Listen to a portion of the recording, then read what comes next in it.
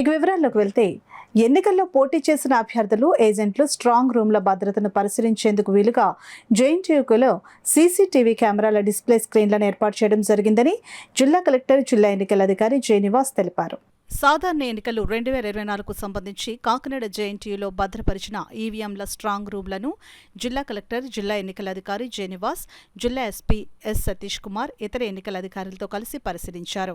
JNTU canteen పైన ఎన్నికల్లో పోటీ చేసిన అభ్యర్థులు, వివిధ రాజకీయ పార్టీలచే గుర్తింపు పొందిన ఏజెంట్లు స్ట్రాంగ్ రూముల భద్రతను పరిశీలించేందుకు ఏర్పాటు చేసిన సీసీటీవీ కెమెరాల స్క్రీన్, ఇతర ఏర్పాట్లను పరిశీలించారు. అనంతరం ప్రిన్సిపల్ ఛాంబర్ మీటింగ్ హాల్లో వివిధ నియోజకవర్గాలకు సంబంధించి స్ట్రాంగ్ రూముల వద్ద విధులు నిర్వహిస్తున్న సిబ్బందితో సమావేశం నిర్వహించి స్ట్రాంగ్ రూముల వద్ద నిర్వర్తించవలసిన విధులపై దిశానిర్దేశం చేశారు. ఈ సందర్భంగా జిల్లా కలెక్టర్ జె నివాస్ మాట్లాడుతూ, సాధారణ ఎన్నికలు 2024కు సంబంధించి కాకినాడ జిల్లాలో ఒక పార్లమెంటు, 7 అసెంబ్లీ స్థానాలకు చెందిన ఈవీఎంలను జేఎన్టీయూలోని వివిధ బ్లాకుల్లో సిద్ధం చేసి స్ట్రాంగ్ రూముల్లో భద్రపరచడం జరిగిందని అన్నారు.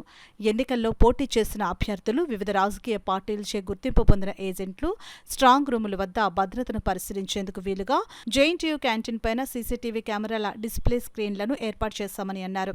పోటీలో నిలిచిన అభ్యర్థులు ఈ సదుపాయాన్ని సద్వినియోగం చేసుకోవచ్చని ఆయన తెలిపారు.